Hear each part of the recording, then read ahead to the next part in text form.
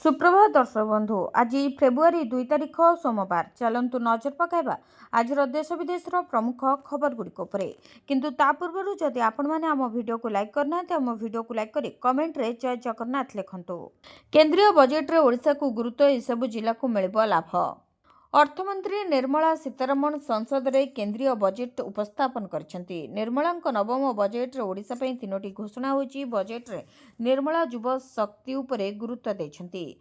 Budget रे ओडिशा पई तीनोटी घोषणा कराଯାଇଛି, जेउथिरे दुर्लभ मूर्तिका कॉरिडोर जहाँकि ओडिशा, केरल, आंध्र प्रदेश एवं तमिलनाडु भली खनिज संपद भरा राज्य रे स्थापन कराजिबो, जहाद्वारा एसबु राज्य रे खनिज उत्तोलन बढ़िबा सह परवर्ती प्रक्रिया एवं उत्पादन वृद्धि पाइब। सेपरी जलपथ और परिवहन को बजेट रे गुरुत्व मिली, जेउथिरे सरकार 20टी नूतन जातीय राजपथ आगामी 5 वर्ष रे कार्यक्रम करिवे। बजेट परे भुसुडिला शेयर मार्केट।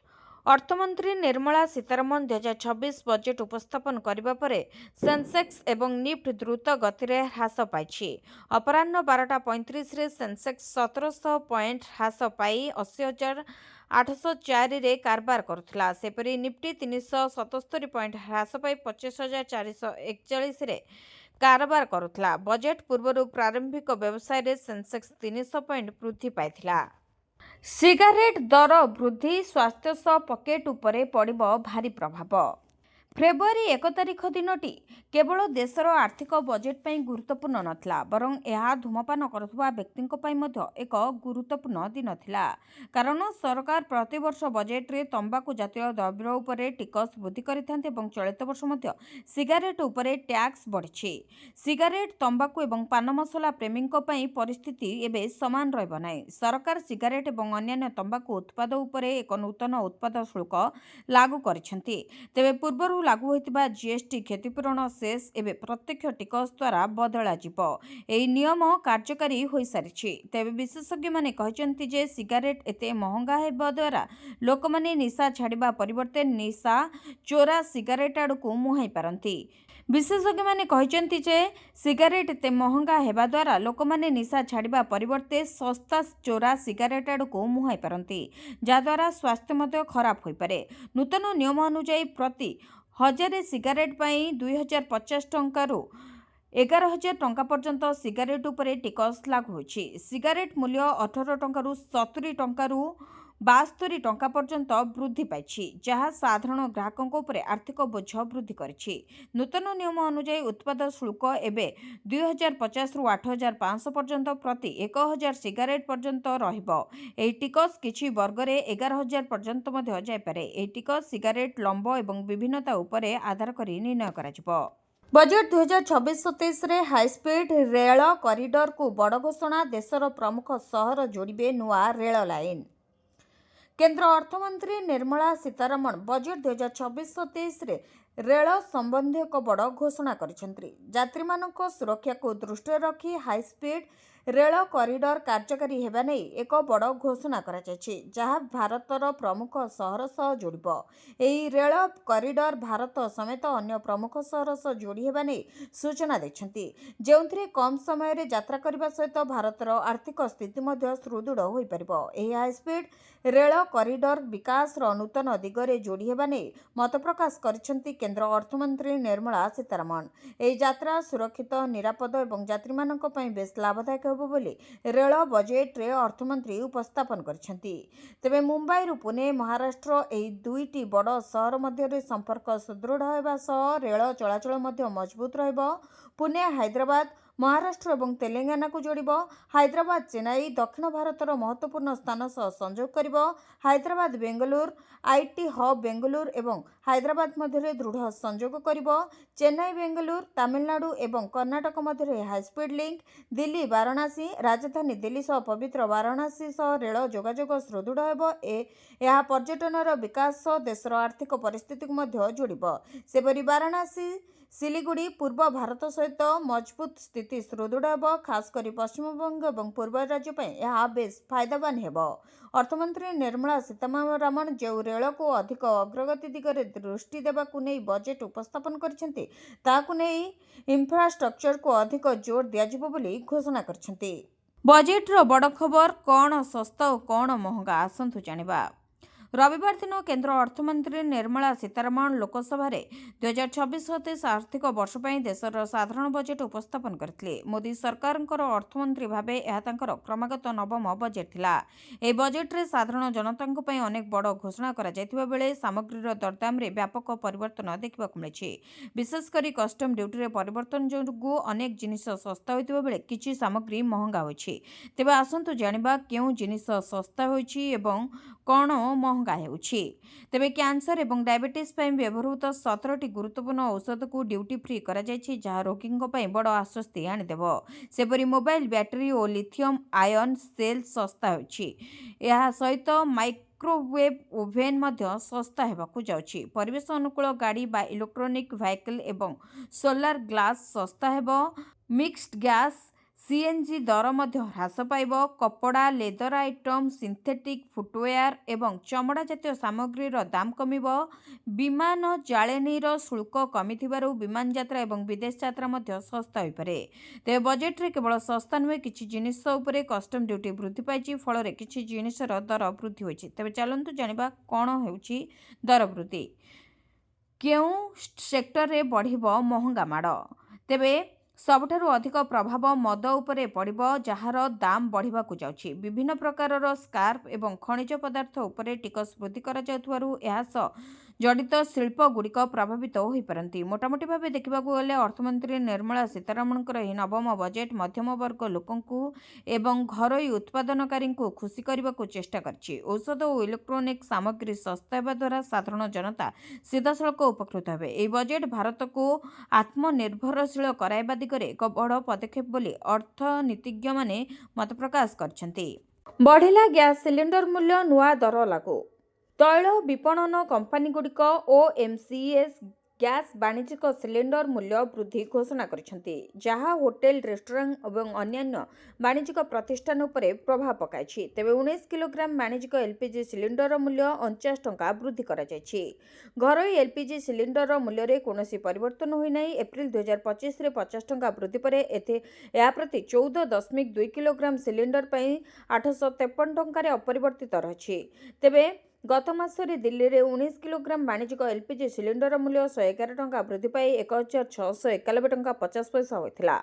मासक 2 पर्याय ह्रास पर यह मूल्य वृद्धि पाई। शेष थर पर डिसेम्बर 1 रे प्रति 19 किलोग्राम सिलिंडर मूल्य 15.5 टंका ह्रास करा जायथिला। या पूर्वरु प्रति सिलिंडर मूल्य 5 टंका ह्रास करा जायथिला। भसाण बेले गोष्ठी संघर्ष 7 आहत। सरस्वती मेढ़ भसाण शोभायात्रा बेले तुमुल कांड, 2 गोष्ठी मध्य मारपिट, 7 जन आहत। भसाण बेले पारादीप षंढकुद बस्ती रे आक्रमण, 2 जन गुरुतर कटक स्थानांतर। तेबे अवशिष्ट 5 जन 18 बांकी हॉस्पिटल रे भर्ती होइचंती। लायंस मेमोरियल क्लब रो युवक माने डीजे बजाई नाची नाची जाउथबा बेले बस्तीर अन्य एक क्लब रो युवक माने आक्रमण करितबा अभियोग होइछि। इटा पत्थर ठेंगा बाड़ी रे आक्रमण होइतबा अभियोग घटना को नै उत्तेजना थिबा बेले जटाधार मुहाण सामुद्रिक थाना पुलिस घटनास्थल रे पहुंची बुझासुझा करबा सह घटना उपरे नजर रखिछि। सीएम किसान हिताधिकारी पई बड़ सूचना। फेब्रुआरी 28 मध्य पंजीकरण करि नथिले मिलिबनी टंका। सीएम किसान हिताधिकारी बड़ सूचना। सीएम किसान योजनार बाध्यतामूलक आवश्यकता गुड़िक पूरण कर हिताधिकारी निमंते गुरुत्वपूर्ण सूचना जारी कले राज्य सरकार। 28 फेब्रुआरी मध्य पंजीकरण कर हिताधिकारी माने योजनार बाद पड़ पारती। पंजीकरण बाध्यतामूलक आवश्यकता जेमितिक बैंक खाता सह आधार संयोगीकरण, कृषक ओडिशा पोर्टाल रे पंजीकरण भली आवश्यकता गुड़िक पूरण करने को आधार लिंक थिबा मोबाइल नंबर जरिया ई केवाईसी सहित निकटस्थ जनसेवा केन्द्र किंबा व्यक्तिगत स्तर रे सीएम किसान पोर्टाल रे पंजीकरण करने को। अधिक सूचना पाई ब्लॉक कृषि अधिकारी कार्यालय किंबा कृषि समृद्धि हेल्पलाइन नंबर 155333 रे जोगाजोग करिपारिबे एवं सूचनायोग्य कृषि हिताधिकारी पीएम किसान योजना रे किस्ती पाइबा सह राज्य रे सीएम किसान योजना रे मध्य उपकृत हेउछन्ति। चाषींकर एही 4टी भूल पाई आसीबनी किस्ती टंका, लिस्ट रु कटिजिबो ना। प्रधानमंत्री किसान सम्मान निधि योजना को नहीं आसला बड़ अपडेट। एही चाषी मानू मिलबनी टंका जानतु कौन रही कारण। प्रधानमंत्री किसान सम्मान निधि योजना सारा देशर लक्ष लक्ष क्षुद्र एवं नाममात्र चाषी आर्थिक सहायतार सर्वबृहत उत्स पलटि। केंद्र सरकार एही योजना माध्यम चाषी मानू तीनोटी सामान किस्ती सीधा सड़क से बैंक अकाउंट रे प्रतिवर्ष 6,000 टंका आर्थिक सहायता जोगाई दि जाउछि। तेबे नवेम्बर 2025 रे 21तम किस्ती सफल सहित हस्तांतर पर सारा देशर चाषी माने 22तम किस्ती को उत्साह सहित अपेक्षा करछन्ति। तथापि कठोर सरकारी नियम और डिजिटल जांच प्रक्रिया जो लक्ष लक्ष चाषी एथर मध्य आर्थिक असुविधार सम्मुखीन होबार संभावना रही। एही किस्ती विशेष भाव में केवाईसी एवं जमी विहीन भली बाध्यतामूलक प्रक्रिया पूरण करनथिबा हिताधिकारी समस्याजनक होइपारे। तेबे 2026 फेब्रुआरी हेबाकु थिबा एही किस्तीर लाभ पाइबा पई चाषी मानकु सेमानकर योग्यता एवं डॉक्यूमेंट गुडी को पुनः जांच करबा बाध्यतामूलक, जहाद्वारा 2,000 टंका बिना कोनोसी बाधारे चाषी अकाउंट रे जमा होई परिबो। तेबे कौन रही से चारोटी नियम जो चारोटी नियम द्वारा एवं जो चारोटी नियम जदि आपण करनाहांती ताहले आपणक ना लिस्ट रु कटि जाय पारे। प्रथम होछि ई केवाईसी। जदि आपण ई केवाईसी संपूर्ण करनाहांती ताहले आपणकर ना पीएम किसान योजना रु कटि जाय पारे। सेहीपरि अन्य एक योजना होछि सठिक बैंक विवरणी। जदि आपण बैंक रो विवरणी सठिक भाव में देनाहांती किंबा बैंक रे किछि भूल रही, आधार लिंक हेनी, अकाउंट एक्टिव होइनी, एही सब समस्या थिले आपणकर खाता को टंका आसीना परे किंबा आपणकर ना मध्य पीएम किसान योजना रु कटि जाय पारे। 3 रे होछि जमी रेकर्ड। जदि पोर्टाल रे जमी रेकर्ड होई नै ताहले आपणको पीएम किसान टंका मिलिबो नाही। नियमित तदारक समय समय रे स्थिति जांच करी रखंतु, जहाद्वारा जेकोसी रजिस्ट्रेशन बा जेकोसी रिजेक्शन तुरंत चिन्हट होई परिबो। जदि नियमित तदारक न करिवे आपणकर रिजेक्शन रो कारण जानि न परिबे एवं आपणको टंका आसी न पारे किंबा ना मध्य कटि जाय पारे। राज्य रे आउ मिलिबनी कड़ापान जर्दा उपरे ब्यान लगाइछंती सरकार। ओडिशा रे आउ आगकू मिलिबनी कड़ापान निकोटिन युक्त जर्दा उपरे ब्यान लगाइछंती सरकार। विभिन्न स्थान रे रेड करिछि स्वास्थ्य विभाग। जर्दा रखिले फाइन लागुथुवारु भयरे पान दोकानी। ओडिशा रे निकोटिन युक्त तंबाकू ब्यान हेबा परे आगकू कड़ापान मिलिबा नेई संदेह सृष्टि होछि, कारण पान ओ चा दोकान गुडिकरे बेस किछि दिन हबो रेड आरंभ होई जाइछि। आउ भल रकमर तांको उपरे फाइन लगाउछंती स्वास्थ्य विभाग, अबकारी विभाग और पुलिस रो टीम। पान रे कड़ा जर्दा व्यवहार करबा ओडिशा रे एक परंपरा भाबे चली आसिछि। विभिन्न प्रकार जर्दा पकाए पान प्रस्तुत करा जाए। वर्तमान राज्य सरकार तंबाकू एवं निकोटिन युक्त द्रव्य उपरे चढ़ाऊ आरंभ करथुबारु आगकू जर्दा पान बंद होई पारे बोली आशंका सृष्टि होइछि। तेबे गुटखा तंबाकू और निकोटिन जातीय पदार्थ उपरे राज्य सरकार ब्यान लगाइबा परे एबे राज्यर विभिन्न स्थान रे स्वास्थ्य विभाग, अबकारी विभाग और पुलिस अधिकारी माने रेड मारुछन्ते। तंबाकू और निकोटिन थिबा पदार्थ रखुथुबारु एमाने भल रकमर फाइन भी लगाउछन्ते। 5,000, 10,000, 15,000 पर्यंत भी दुकानी उपरे फाइन लगा जाउछि। बड़ दुकानी उपरे आहुरी अधिक फाइन लागुछि। घटना एबे गुटखा और तंबाकू जातीय सामग्री रखुथुवा दुकानी भयरे पकाई दैछि। बजेट रे महिला मानकू कोन मिलिला आसंतु जानिबा।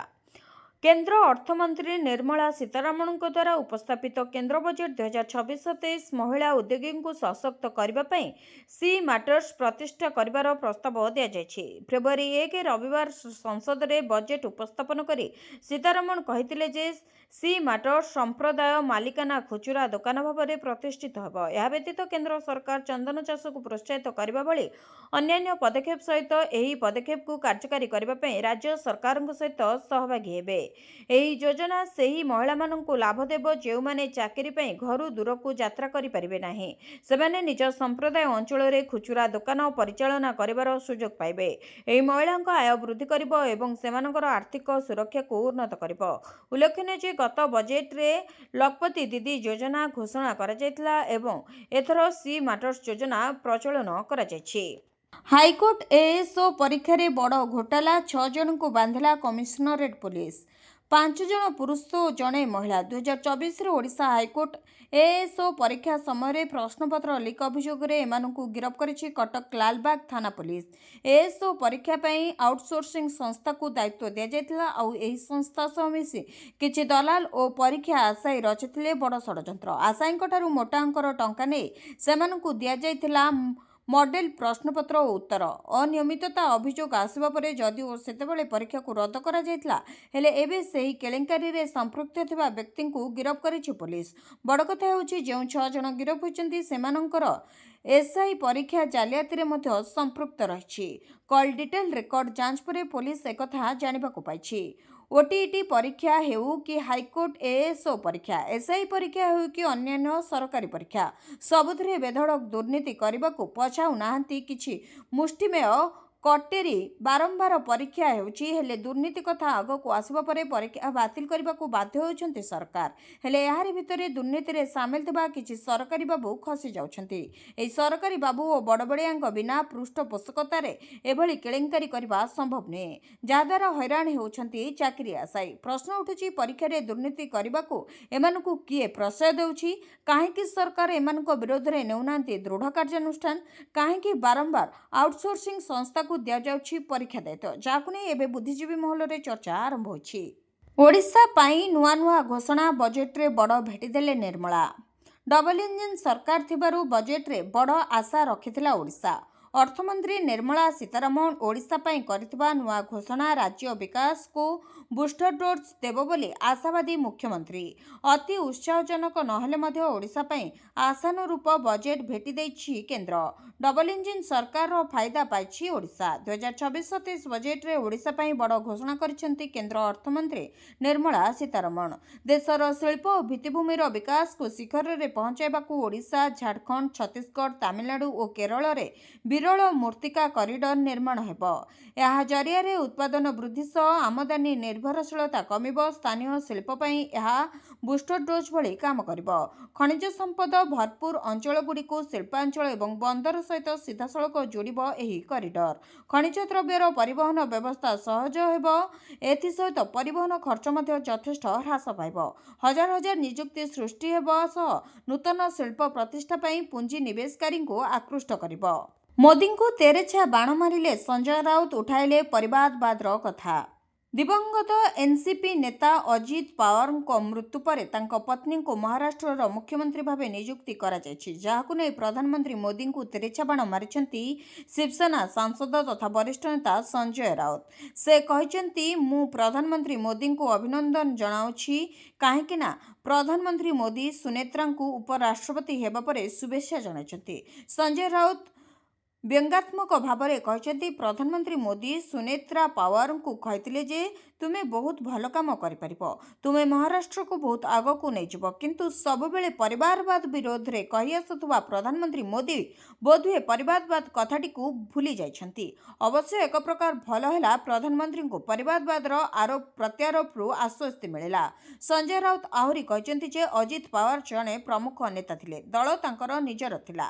तांको दलर विधायक अछंती एवं बीजेपी सहित क्षमतार अच्छी तेणु यह दलर निष्पत्ति काहाकू उपमुख्यमंत्री किंबा मंत्री भाव में नियुक्त कराजिबो ताहा सेमानकर निष्पत्ति। सुनेत्रांकर अभिज्ञता नाही किंतु से धीरे धीरे तांकर क्षमता वृद्धि करिवे एवं अभिज्ञता हासिल करिवे। ममतांको गड़े पुणी गर्जिले अमित शाह। पश्चिमबंग जनसभा मुख्यमंत्री और टीएमसी को कड़ा समालोचना। ममतांको गड़े पुणी गर्जिले केंद्र गृहमंत्री अमित शाह। पश्चिमबंग में आयोजित एक साधारण सभारे जोगदेई मुख्यमंत्री ममता बनर्जी और टीएमसी को कड़ा भाषा समालोचना करिसेंती अमित शाह।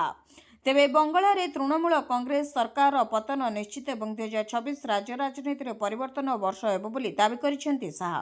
कहते वामपंथी मानू हटाइबा पई बंगालार लोक माने टीएमसी को क्षमता हस्तांतर करथिले किंतु सेही सरकार दुर्नीति भ्रष्टाचार पुलिस अपव्यवहार और अनुप्रवेश को प्रोत्साहित कर राज्य को पछकु नेउछि।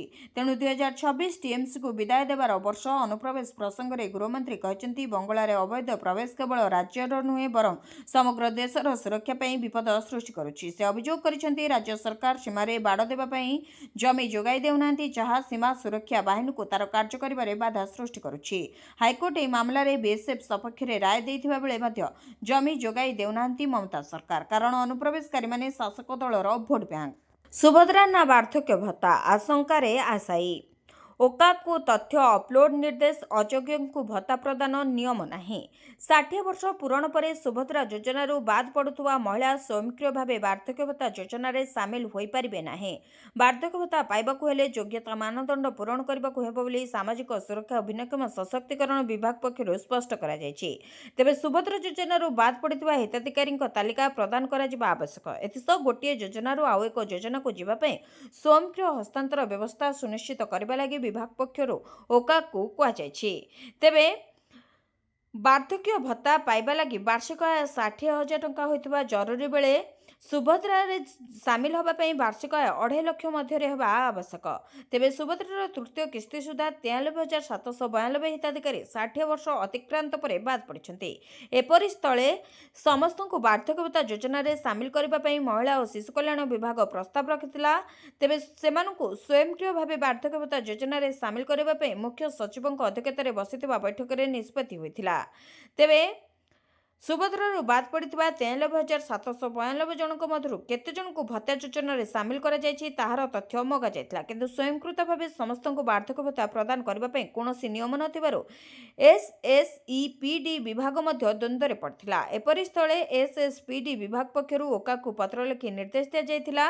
ତେବେ ହିତାଧିକାରୀଙ୍କ ପାଇଁ ଭିନ୍ନ ଭିନ୍ନ ଯୋଗ୍ୟତା ନିର୍ଦ୍ଧାରଣ କରାଯାଇଛି। ତେଣୁ ସାଧାରଣ ରାଜ୍ୟ ଭତ୍ତା ପୋର୍ଟାଲରେ ସ୍ୱୟଂକ୍ରିୟ ବ୍ୟବସ୍ଥା ସୁନିଶ୍ଚିତ କରିବା ପାଇଁ ପଦକ୍ଷେପ ନିଆଯିବାକୁ ଦାବି ହୋଇଛି। ପୂର୍ବରୁ ବାର୍ଦ୍ଧକ୍ୟ ଭତ୍ତା ପାଇଁ ବହୁ ସାଧାରଣ ମହିଳାଙ୍କ ଆବେଦନ ଏବେ ବି ବିଚାର ଅପେକ୍ଷାରେ ପଡ଼ି ରହିଛି। ଏପରି ସ୍ଥଳେ 60 ବର୍ଷରୁ ଅଧିକ ସୁଭଦ୍ରା ହିତାଧିକାରୀ ନିଜେ ଆବେଦନ କଲେ ସେମାନଙ୍କ ମଧ୍ୟରୁ ଯୋଗ୍ୟଙ୍କୁ ଚିହ୍ନଟ କରି ଭତ୍ତା ଦେବାରେ ବିଳମ୍ବ ହେବ। ତେଣୁ ସ୍ୱୟଂକ୍ରିୟ ସ୍ଥାନାନ୍ତର ବ୍ୟବସ୍ଥା ଆରମ୍ଭ ହେଲେ ସେମାନଙ୍କୁ ଅଗ୍ରାଧିକାର ଭିତ୍ତିରେ ବାର୍ଦ୍ଧକ୍ୟ ଭତ୍ତା ପ୍ରଦାନ କରିବା ସହଜ ହେବ।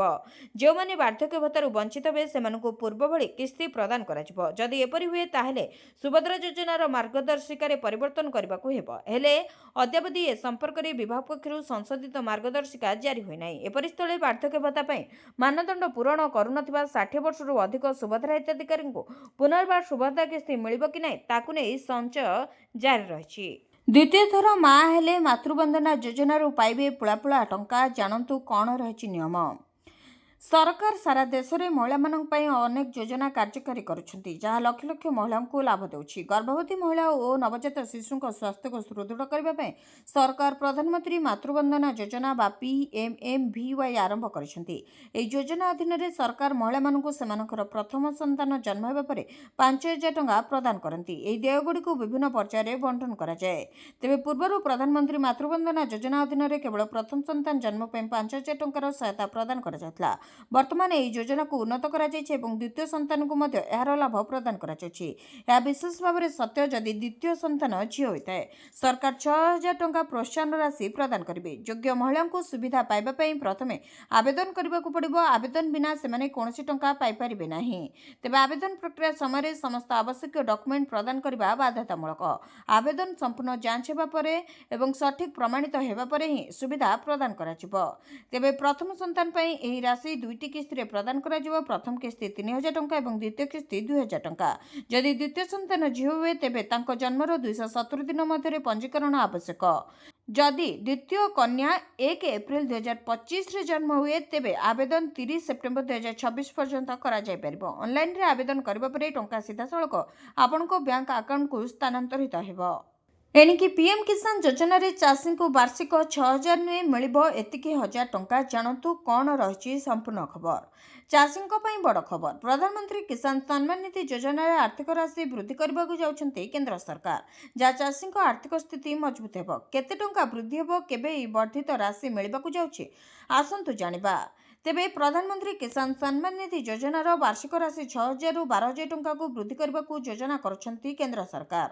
ଏନେଇ ସଂସଦୀୟ ସ୍ଥାୟୀ କମିଟି ସୁପାରିଶ କରିଥିଲା ଯେ ଚାଷୀମାନେ ବର୍ତ୍ତମାନ ଆର୍ଥିକ ପରିସ୍ଥିତିକୁ ଦୃଷ୍ଟିରେ ରଖି ବାର୍ଷିକ 12,000 ଟଙ୍କା ପାଇବେ।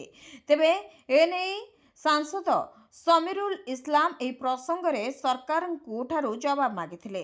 ଏଥିରେ ଉତ୍ତର ଦେଇ କୃଷି ଓ କୃଷକ କଲ୍ୟାଣ ରାଷ୍ଟ୍ରମନ୍ତ୍ରୀ ସ୍ପଷ୍ଟ ଭାବରେ କହିଥିଲେ ଯେ ସରକାର ଏପରି ପ୍ରସ୍ତାବ ଉପରେ ବର୍ତ୍ତମାନ କୌଣସି ବିଚାର କରୁନାହାନ୍ତି। ଏହାର ଅର୍ଥ ହେଉଛି ବର୍ତ୍ତମାନ ପ୍ରଧାନମନ୍ତ୍ରୀ କିଷାନ ରାଶିକୁ ଦ୍ୱିଗୁଣିତ କରିବାର କୌଣସି ଯୋଜନା ନାହିଁ। ଏହା ଚାଷୀଙ୍କ ମଧ୍ୟରେ ବ୍ୟାପକ ଆଲୋଚନାକୁ ଅନ୍ତ ଘଟାଇଛି। ପିଏମ୍ କିଷାନ ଟଙ୍କାକୁ ନେଇ ଆସିଲା ବଡ଼ ଅପଡେଟ୍। ଆସନ୍ତା ସପ୍ତାହରେ ଖାତାକୁ ଆସିବ ଟଙ୍କା। पीएम किसान रो 22तम किस्ती को नहीं आसला बड़ अपडेट। 22तम किस्ती रे चाषी खाता को आसिबो 2000 टंका। देशर प्राय 12 कोटी चाषी एने उपकृत हेबे। प्रत्येक किस्ती रे चाषी अकाउंट को टका आसुची एवं आर्थिक सहायता पई खुशी व्यक्त करुछंती चाषी। तेबे खूब शीघ्र 22तम किस्ती को नहीं मध्य बड़ अपडेट देबे केंद्र सरकार। चलित मासर आसंता सप्ताह चाषी खाता को पीएम किसान टंका आसवा नहीं अनुमान कराଯାଉଛି। तेबे एही योजना रे सामिल थिबा चाषी को टंका पाइबाकू हेले किछि गुरुत्वपूर्ण दिग प्रति ध्यान देबाकू पड़िबो, नचेत किस्ती टंका अटकी जिवो। तेबे किछि गणमाध्यम रिपोर्ट अनुसार चलित मास द्वितीय सप्ताह सुधा चाषी अकाउंट को आसीपारे पीएम किसान रो 22तम किस्ती टंका। चाषी अकाउंट को पीएम किसान योजना रे मिलुवा 2000 टंका आसीबो, किंतु एने सरकारी स्तर रे कोनोसी घोषणा करा जाय नाही। प्रति मास शेष खाता को आसबो 5000 टंका। केमिति निवेश करिवे जानंतु। प्रति मास शेष खाता को आसबो आपणकर 5000 टंका। एही भली भाबरे निवेश कले मिलिबो टंका। 7 टंका निवेश करी पेंशन 5000 टंका पाई परिबे। तेबे चालंतु जानिबा एही योजना विषय। पेंशन साहाय्य वृद्धावस्था को भल भाबरे बिताई परिबे। अटल पेंशन योजना हेउछि एक एपरी योजना जहाँकि पेंशन चिंता दूर करिथाए। स्वल्प आय करुवा लोकंक पई अटल पेंशन योजना सबुठारु भल एवं लाभदायक होइथाए। 2015-16 रे अटल पेंशन योजना आरंभ करा जायतला। 2022 रे टिकसदाता नियम लागू करा जायतला। एथिरे आपण प्रति मासरे 5000 टंकार पेंशन पाई परिबे। एथिरे आपनकु खूब कम निवेश करबाकू पड़िबो। अटल पेंशन योजना रे जति आपण प्रत्येक दिन मात्र 7 टंका विनियोग करिवे, एही हिसाब रे प्रति मासरे मात्र 210 टंका विनियोग करले प्रति मासरे 5000 टंका पेंशन मिलिबो। यार अर्थ होछि प्रतिदिन आपनकु केवल 7 टंका विनियोग करबाकू पड़िबो। अटल पेंशन योजना PFRDA द्वारा परिचालित। जेहेतु यह एक सरकारी योजना तेणु एथिरे चिंता करिवार कोनोसी आवश्यकता नहीं। एही योजना रे सर्वनिम्न पेंशन मूल्य 1000 और सर्वाधिक 5000 टंका रहिछि। 18 ରୁ 40 वर्ष बयसर व्यक्ति एथिरे टंका विनियोग करिपारिबे। एही योजना अधीन रे जणे व्यक्ति 60 वर्ष पार हेबा परे मृत्यु पर्यंत मासिक 5000 टंकार पेंशन मिलिबो। राशन कार्ड रे सामिल करंतु फैमिली सदस्यों नाम फ्री रे मिलिबो चाउल गहम। राशन कार्ड धारकों पई बड़ खबर। सहज उपाय फैमिली मेंबरों नाम जोड़ी मागणा रे पाई परिबे चाउल एवं गहम। वर्तमान आधार कार्ड, पैन कार्ड, पासपोर्ट परी राशन कार्ड मध्य एक गुरुत्वपूर्ण डॉक्यूमेंट हो जाइछि, जेउथिरे केवल मागणा सब्सिडी युक्त राशन नुहे बरं सरकारी योजनार उत्तम लाभ मध्य मिल पारुछि। तेबे राशन कार्ड धारक अनेक अछंती जो माने सेमानक राशन कार्ड तालिका रे एक नुआ परिवार सदस्यक नाम अपडेट करबाकू चाहुछंती। तेबे जो माने एहिया चाहुछंती एही खबरटी केवल सेमानक पई। वर्तमान इंटरनेट हेतु अनेक कार्य अछि जहाँ घरे बसी करिपारिबे। से भली राशन कार्ड रे जदि आपण आपनक फैमिली मेंबरक ना जोड़बाकू चाहुछंती ताहले आपण ऑनलाइन एवं ऑफलाइन दुईटी उपाय एहाकू करिपारिबे। जदि आपण ऑफलाइन रे राशन कार्ड रे ना जोड़बाकू चाहुछंती ताहले आपण राशन कार्ड रे जणे नुआ सदस्यଙ୍କ नाम जोड़बाकू हेले स्थानीय खाद्य जोगाण विभाग को जानतु। आपणक राज्यर जिला चयन करंतु। आपणकू ऑफिस को जाय राशन कार्ड पे आवश्यक फॉर्म पूरण करबाकू पड़िबो, जेउथिरे आपण आवश्यक डॉक्यूमेंट सहित एहाकू दाखल कर परिबे। सेपरि जदि आपण ऑनलाइन रे राशन कार्ड रे नुआ सदस्यଙ୍କ नाम जोड़बाकू चाहुछंती ताहाले एहा अत्यंत सहज अटे। आपण निज कंप्यूटर, फोन किबा लैपटॉप रे ऑनलाइन आवेदन करि परिबे। सर्वप्रथमे आपणकर राज्य खाद्य जोगाण विभाग रो वेबसाइट को जानतु। एठारे आपण नुआ मेंबर का नाम जोड़ंतु। ऑप्शन उपरे क्लिक करंतु। एठारे खोला जायतिबा ऑनलाइन फॉर्म पूरण करंतु, जहा परे आपण आवश्यक डॉक्यूमेंट अपलोड करंतु। आपणक राज्य अनुसार आवेदन शुल्क दियंतु। वर्तमान आपण अंतिम आवेदन फॉर्म दाखल करंतु।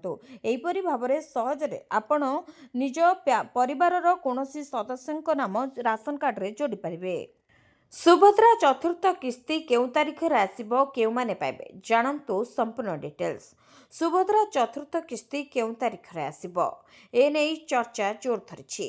राज्य सरकारଙ୍କର फ्लैगशिप स्कीम सुभद्रा योजना रे 3टी किस्ती टंका हिताधिकारी खाता को आसी सारिछि। 3टी किस्ती रे मोट 15000 टंका पाई सारिछंती 1 कोटी रु अधिक हिताधिकारी। एबे चतुर्थ किस्ती टंका को नै चर्चा जोर धरिछि। या सहित गत 22 तारिख रे नुआ करी आवेदन करथिबा एवं पूर्व किस्ती पाई नथिबा महिलांको खाता को टंका पठाइथिले राज्य सरकार। प्रथम और द्वितीय किस्ती କିସ୍ତିରୁ ବାଦ୍ ପଡ଼ିଥିବା 2,55,265 ଜଣଙ୍କୁ ଟଙ୍କା ଦିଆଯାଇଥିଲା। ସେମାନେ ଏକ ସମୟରେ ପାଇଛନ୍ତି 2ଟି କିସ୍ତି ଅର୍ଥାତ୍ 10,000 ଟଙ୍କା। ସେପରି ଅଭିଯୋଗ ଶୁଣାଣିରେ 24,018 ଜଣ ହିତାଧିକାରୀଙ୍କୁ ସୁଭଦ୍ରା ଟଙ୍କା ଦିଆଯାଇଥିଲା। ସମସ୍ତଙ୍କ ଖାତାକୁ ଗତ 22 ତାରିଖରେ ସୁଭଦ୍ରା ଟଙ୍କା ଆସିସାରିଛି। ତେବେ ଏକକାଳୀନ 315 କୋଟି ଟଙ୍କା ପଠାଇଥିଲେ ରାଜ୍ୟ ସରକାର। ଏଥର ମୋଟ 4,57,681 ଜଣ ମହିଳାଙ୍କୁ ସୁଭଦ୍ରା ଟଙ୍କା ମିଳିଥିଲା। ସେଭଳି ନୂଆକରି ଆବେଦନ କରିଥିବା 1,78,398 ଜଣଙ୍କ ମହିଳାଙ୍କ ଖାତାକୁ ଆସିଥିଲା ସୁଭଦ୍ରା ଯୋଜନାର ପ୍ରଥମ କିସ୍ତି ଟଙ୍କା। ତେବେ ଚତୁର୍ଥ କିସ୍ତି ଟଙ୍କା କେବେ ଆସିବ ତାକୁ ନେଇ ଚର୍ଚ୍ଚା ଧରିଛି। କେଉଁମାନେ ପାଇବେ? ତେବେ ସମସ୍ତ ଯୋଗ୍ୟ ହିତାଧିକାରୀଙ୍କ ନିକଟରେ ସୁଭଦ୍ରା ଯୋଜନା ଟଙ୍କା ପହଞ୍ଚାଇବା ନେଇ ପୂର୍ବରୁ ବି ଘୋଷଣା କରିସାରିଛନ୍ତି ରାଜ୍ୟ ସରକାର। ଚଳିତ ବର୍ଷ ମହିଳା ଦିବସ ଅର୍ଥାତ୍ 2024 ମାର୍ଚ୍ଚ 8 ତାରିଖରେ ମିଳିବ ସୁଭଦ୍ରା ଯୋଜନାର ଚତୁର୍ଥ କିସ୍ତି ଟଙ୍କା। ତେବେ ତୃତୀୟ କିସ୍ତି ଟଙ୍କା ରାକ୍ଷୀ ପୂର୍ଣ୍ଣିମାରେ ମିଳିଥିବା ବେଳେ ଚତୁର୍ଥ କିସ୍ତି ଟଙ୍କା ଅନ୍ତର୍ଜାତୀୟ ମହିଳା ଦିବସରେ ମିଳିବ ବୋଲି ସ୍ପଷ୍ଟ ହୋଇଛି। ପୂର୍ବରୁ 3ଟି କିସ୍ତିରେ ମୋଟ 15,000 ଟଙ୍କା ଲେଖାଏଁ ପାଇସାରିଛନ୍ତି ରାଜ୍ୟର 1 କୋଟିରୁ ଅଧିକ ମହିଳା। ଯେଉଁମାନେ ଅଯୋଗ୍ୟ ହିତାଧିକାରୀ ଅଛନ୍ତି ଏହି ଯୋଜନାରୁ ସେମାନଙ୍କୁ ବାଦ୍ ଦେଇଛନ୍ତି ରାଜ୍ୟ ସରକାର। ଭିଡ଼ିଓଟିକୁ ଶେଷ ଯାଏଁ ଦେଖିଥିବାରୁ ଆପଣଙ୍କୁ ଧନ୍ୟବାଦ। ଯଦି ଆପଣମାନେ ଏପର୍ଯ୍ୟନ୍ତ ଆମ ଭିଡ଼ିଓକୁ ଲାଇକ୍ କରିନାହାନ୍ତି ଆମ ଭିଡ଼ିଓକୁ ଲାଇକ୍ କରି କମେଣ୍ଟରେ ଜୟ ଜଗନ୍ନାଥ ଲେଖନ୍ତୁ। ଏଥିସହିତ ଆମ ଚ୍ୟାନେଲକୁ ସବସ୍କ୍ରାଇବ୍ କରି ପାଖରେ ଥିବା ବେଲ୍ ଆଇକନକୁ ପ୍ରେସ୍ କରନ୍ତୁ।